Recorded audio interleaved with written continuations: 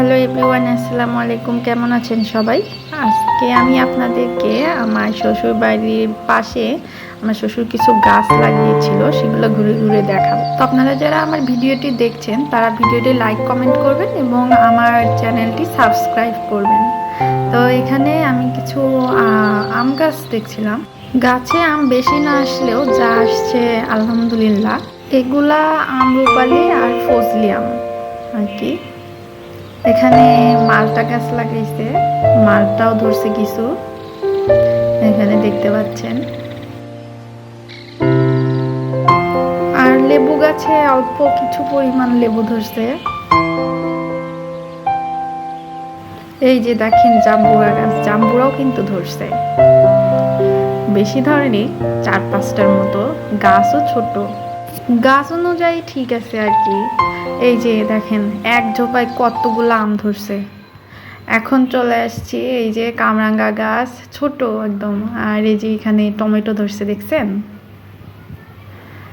এইখানেও টমেটো গাছ আছে, দেখাই আপনাদের। এই যে তুলসী গাছও আছে, ওই যে এখানে টমেটো গাছ, ওইখানে কিছু টমেটো আছে, দেখা যাচ্ছে না যদিও। আর এই যে আম গাছ, আম ধরছে এখানে। যারা আমার ভিডিওটি দেখছেন তারা কিন্তু অবশ্যই লাইক কমেন্ট করবেন এবং আমার চ্যানেলটি সাবস্ক্রাইব করবেন। এই যে টিউবওয়েল আছে একটা। এবার আমি আপনাদেরকে আমার শাশুড়ির খামার দেখাবো মুরগির, যদিও মুরগি বেশি নাই।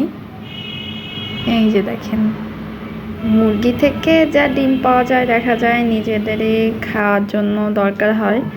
আর আমরা গেলেও এখান থেকেই মুরগি খাওয়া হয়, দেশি মুরগি তো খেতে ভালো লাগে, নিজেদের পালন করা। এখানে 2টা ঘরের মতো বানানো হয়েছে আর কি। এইখানে একটা, আরেকটা আপনাদেরকে দেখাচ্ছি। এই যে আরেকটা, এইটার মধ্যেও মুরগি আছে, দেখছেন? সব দেশি মুরগি।